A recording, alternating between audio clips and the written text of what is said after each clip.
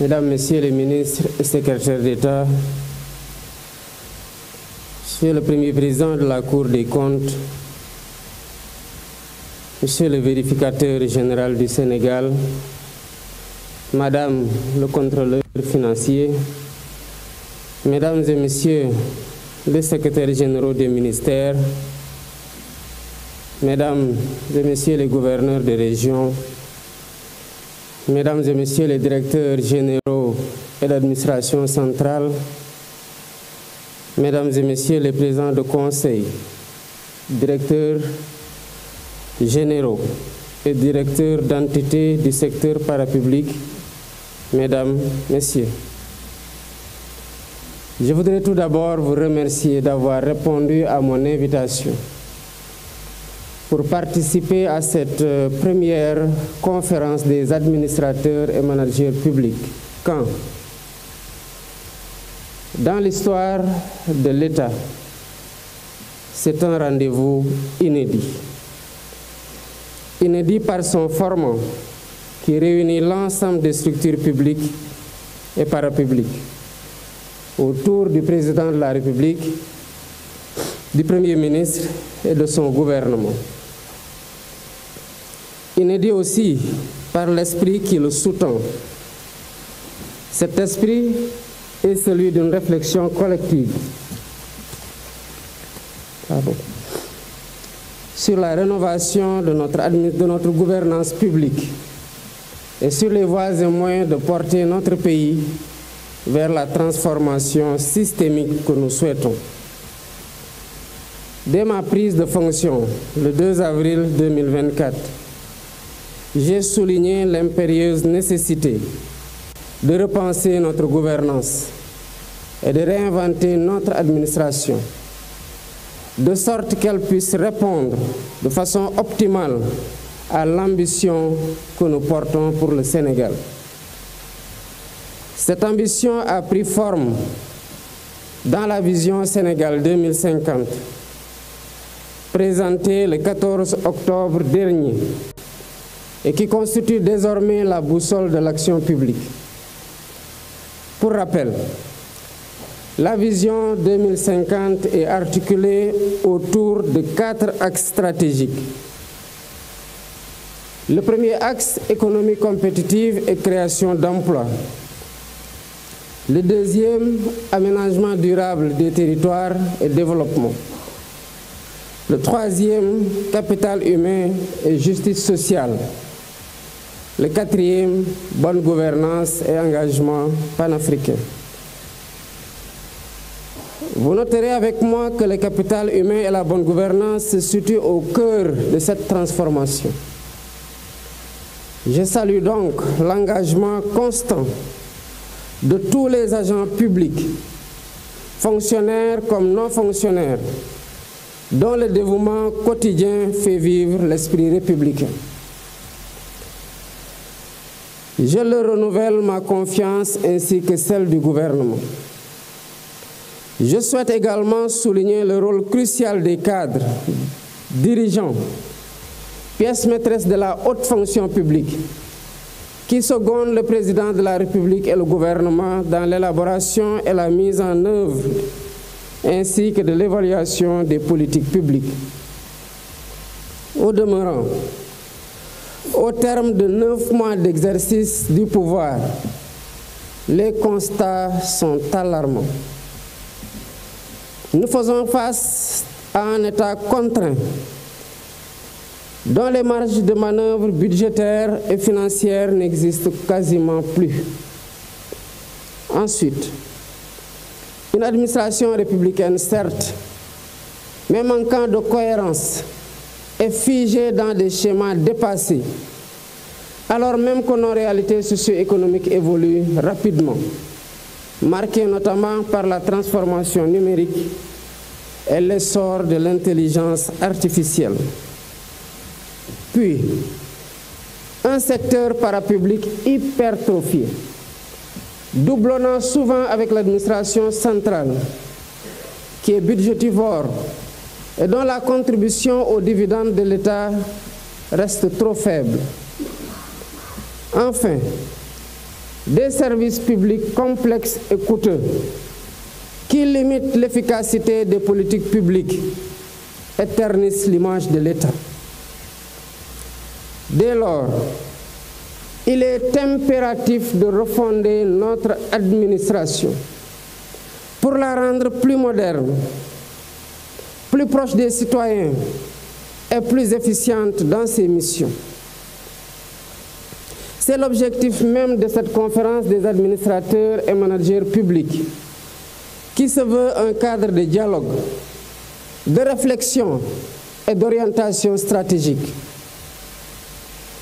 Mesdames et messieurs, pour ancrer cette volonté de modernisation, il est essentiel de rappeler les 3 principes directeurs qui régissent la fonction publique. Le premier, le respect de la hiérarchie, indissociable de l'autorité de l'État. Le deuxième, la primauté de l'intérêt général, incarné par le président de la République et le gouvernement, eux-mêmes investis de la légitimité populaire. Le troisième, la solidarité gouvernementale, principe fondamental qui exige un respect total envers les membres du gouvernement et envers l'institution gouvernementale elle-même. Je n'entrerai pas dans les détails des attributions institutionnelles.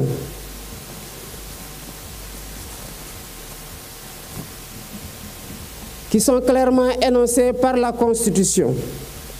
Mais je rappelle que celle-ci doit demeurer un livre de chevet pour tout responsable public. J'insiste néanmoins sur l'importance capitale du respect dû aux membres du gouvernement. Institution collégiale et solidaire, seul responsable devant le président de la République et l'Assemblée nationale. Par voie de conséquence, les dirigeants des administrations centrales et des entités du secteur parapublic relèvent de l'autorité du Premier ministre, lui-même chef de l'administration, et des ministres et secrétaires d'État. C'est un impératif de bonne gouvernance. Toute décision importante, qu'il s'agisse de recrutement, de budgétisation, de contractualisation ou de partenariat, doit être validée par l'autorité ministérielle et interministérielle compétente. À cet égard, je renouvelle ma confiance totale et mon soutien indéfectible au Premier ministre et à l'ensemble du gouvernement. Mesdames, Messieurs, une gouvernance exemplaire demeure une gouvernance intransigeante sur la loyauté et l'intégrité des acteurs.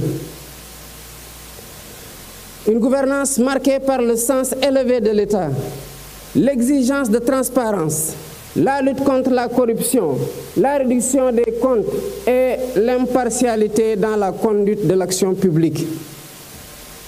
Sous ce rapport, l'adoption prochaine d'une série de lois sur la transparence dans le but d'améliorer durablement la gouvernance publique traduit une volonté politique soutenue de créer dans le secteur public un environnement sain, propice au travail de qualité au service du bien-être des populations, quelle que soit leur localité de résidence.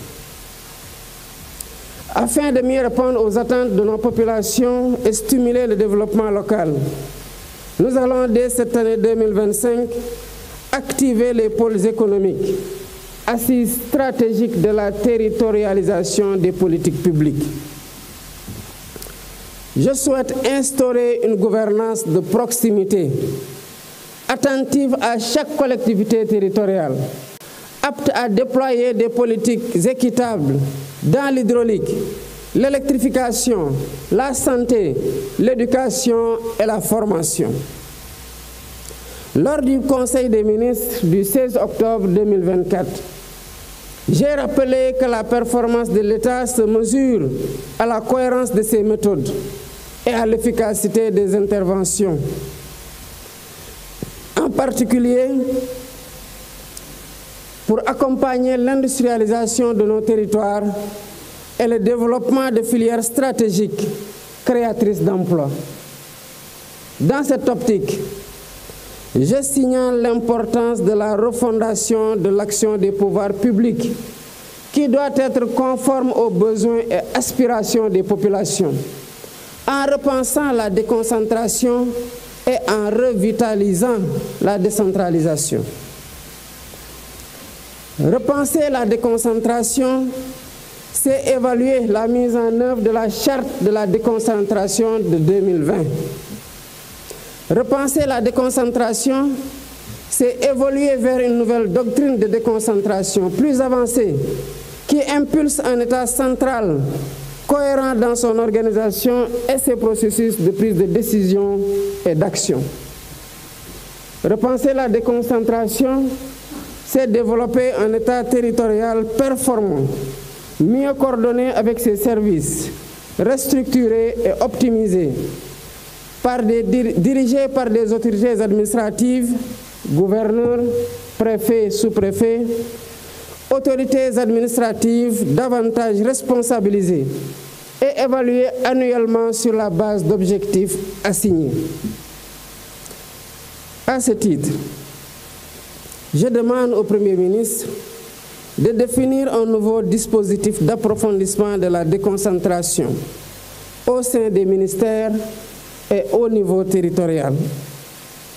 Parallèlement, nous devrons revitaliser la décentralisation en réexaminant le découpage administratif des collectivités, les compétences qui leur sont transférées et la fiscalité locale, tout en prévoyant des mécanismes de financement plus adaptés aux besoins des collectivités.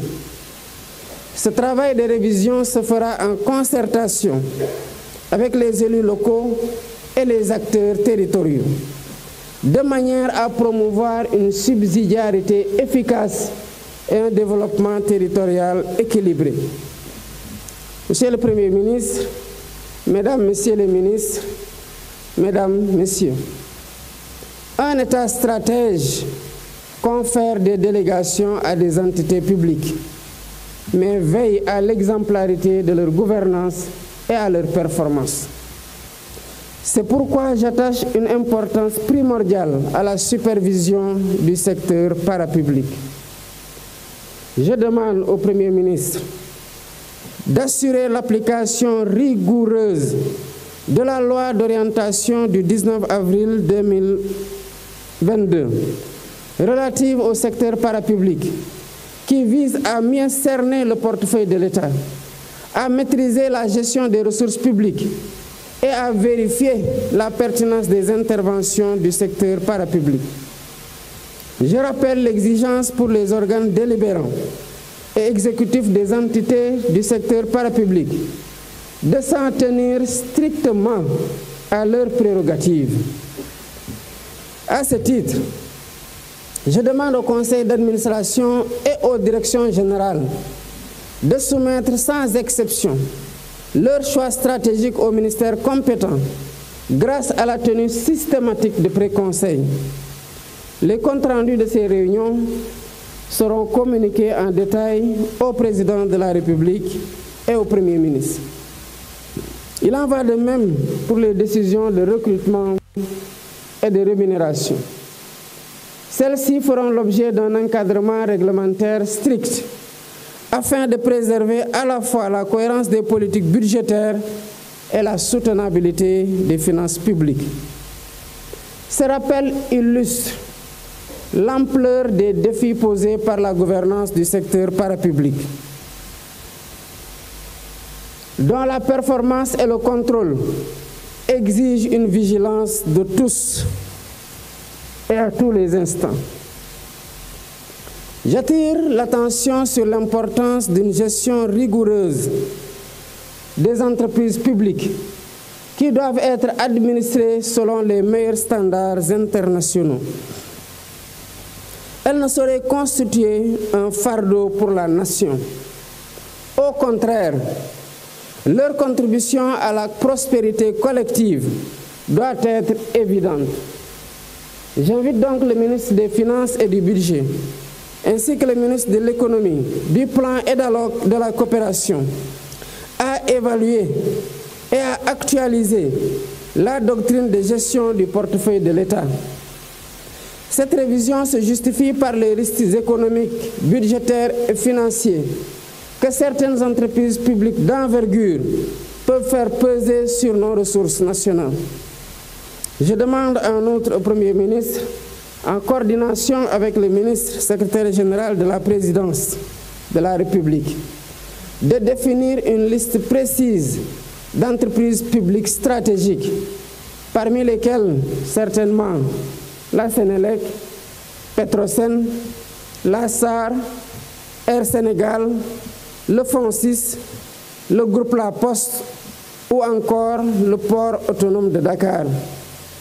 L'énumération, évidemment, n'est pas exhaustive. Leurs modes de gouvernance devront être renforcés afin d'instaurer un contrôle rigoureux et permanent de leurs activités et de leurs performances.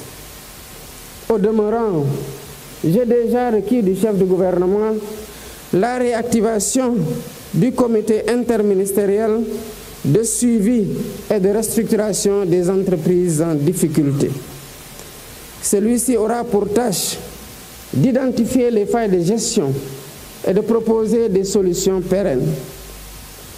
Le Premier ministre engagera également une évaluation minutieuse des agences d'exécution et structures analogues, dont certaines dupliquent les missions de l'administration centrale tout en grevant le budget de l'État. Dans le même ordre d'idées, j'ai demandé que soit élaboré un cadre législatif encadrant les autorités administratives indépendantes. Leur action et leur mode de gestion ne peuvent plus échapper au contrôle de l'État central. Monsieur le Premier ministre, Mesdames, Messieurs les ministres et secrétaires d'État, chers participants, bien entendu, je n'ai pas évoqué ici l'ensemble des constats, des acquis, des difficultés et des perspectives. Toutefois, nous partageons un socle commun, à savoir le primat de l'intérêt général, la culture du service public et le sens élevé des responsabilités. C'est l'esprit Jubal Jubanti de la lettre du 8 avril 2024 que j'ai adressée à chaque agent de l'administration du Sénégal. Nous avons également un consensus inaltérable à entretenir, c'est le sens des responsabilités. D'où cette priorité que j'attache à l'encadrement supérieur de l'État et de ses démembrements. Un système d'appel à candidature pour certains postes de responsabilité sera bientôt opérationnel. Nous l'avons déjà enclenché d'ailleurs ce processus au niveau de la Commission nationale des droits de l'homme. Mesdames et Messieurs les dirigeants responsables des structures publiques et parapubliques, le rôle que vous jouez dans la conduite de l'État requiert un engagement total, une loyauté absolue, une déontologie exemplaire et une intégrité à toute épreuve. Il exige aussi une parfaite connaissance de l'organisation de l'État et de ses procédures, notamment celles régissant la commande publique.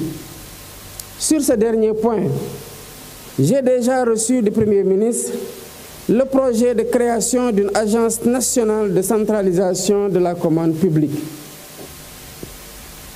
Notre objectif est de rationaliser les dépenses de l'État et d'améliorer nos marges de manœuvre budgétaires dans le cadre d'un assainissement durable et d'une gestion vertueuse de nos finances publiques. C'est ensemble que nous parviendrons à construire une gouvernance de souveraineté, une gouvernance de solutions, une gouvernance de résultats. Dans cette dynamique et sous la coordination du ministère des Finances et du Budget et sous la supervision du Premier ministre, je vous demande de finaliser les lettres de politique sectorielle dans chaque ministère est d'instaurer une culture du dialogue de gestion tant au sein qu'entre les ministères. Cette démarche est essentielle pour renforcer l'efficience et produire des résultats concrets dans les délais fixés à chaque entité. J'en appelle aussi à la généralisation du management de qualité dans l'ensemble des structures publiques et parapubliques. Nous devons faire progresser la culture de la qualité et viser la certification systématique de nos procédures, qu'elles soient simples ou complexes. Telle est la condition pour garantir la continuité de l'État qui dépasse les régimes et les personnes au pouvoir. Le temps est également venu d'accélérer la transformation numérique de nos administrations. La dématérialisation des formalités et leur accessibilité simplifiée représentent des gages de transparence et de bonne gouvernance. Je demande donc au Premier ministre, chef de gouvernement, de lancer la réforme cruciale des systèmes de gestion des finances publiques en intégrant les systèmes d'information financière de l'État. Le 24 février 2025, je lancerai le New Deal technologique. Il nous permettra de bâtir un service public moderne, agile et tourné vers l'avenir. Parallèlement, j'encourage le gouvernement à faire de l'innovation publique un levier d'efficacité et un vecteur de communication, à l'image du récent Govaton. C'est dans cet esprit que dès le début de mon mandat, j'ai décidé de la création à la présidence de la République d'un bureau d'intelligence et de prospective économique. Il travaille en synergie avec le bureau de suivi et d'évaluation des politiques et programmes publics et le bureau opérationnel de coordination et de suivi relevant de la primature. En attendant la mise en place d'un dispositif de pilotage plus robuste de l'agenda national de transformation Sénégal 2050, ce dispositif renforcera la culture de suivi et évaluation, indispensable pour mesurer l'impact de nos politiques et pour assurer l'amélioration continue du service public. Mesdames, Messieurs, diriger, c'est décider. C'est surtout conduire des hommes et des femmes. C'est donc en définitive disposer d'un capital humain précieux à valoriser pour améliorer les performances des organisations publiques et parapubliques. C'est pourquoi la transformation de la fonction publique est une priorité absolue. Nous devons replacer l'usager et le citoyen au centre de nos préoccupations. Nous devons également faciliter la mobilité des agents et résister aux tendances corporatistes. Nous devons enfin engager un examen réfléchi de nos grilles de rémunération, améliorer la formation initiale et continue des agents et repenser nos écoles nationales de formation. Je demande donc au Premier ministre de me proposer un programme ambitieux de transformation de la fonction publique, incluant la réforme des écoles de formation spécialisées ainsi que des formations et recrutements à l'École nationale d'administration. Je l'invite en outre à promouvoir une fonction publique d'emploi ouverte et inclusive, avec la généralisation des fiches de poste et où la contractualisation pour certains postes de direction sera une réalité. Au demeurant, le bien-être au travail constitue un impératif de motivation et d'efficacité. Le Premier ministre veillera à une gestion rigoureuse de l'immobilier public, à l'amélioration du cadre de vie dans les administrations et à un usage optimal des équipements informatiques et des services numériques qui seront préalablement validés par le ministère en charge du numérique. Monsieur le Premier ministre, Mesdames, Messieurs les ministres et secrétaires d'État, Mesdames, Messieurs, la marque de l'État, c'est sa capacité à décider. Quant à l'administration, sa marque réside dans sa force d'action, à travers la mise en œuvre d'une vision approuvée par le suffrage du peuple souverain. Je ne saurais clore mon intervention sans saluer la qualité de notre administration et sa prodigieuse faculté d'adaptation, même dans les périodes de profonde réorganisation. Je sais pouvoir compter sur l'enthousiasme et la mobilisation de chacune et de chacun pour redresser le pays et pour bâtir un État au plus près des populations et à la hauteur des défis de notre époque. Je félicite le Premier ministre et le gouvernement et l'ensemble des personnalités présentes ici et leur renouvelle mon soutien et mon appui.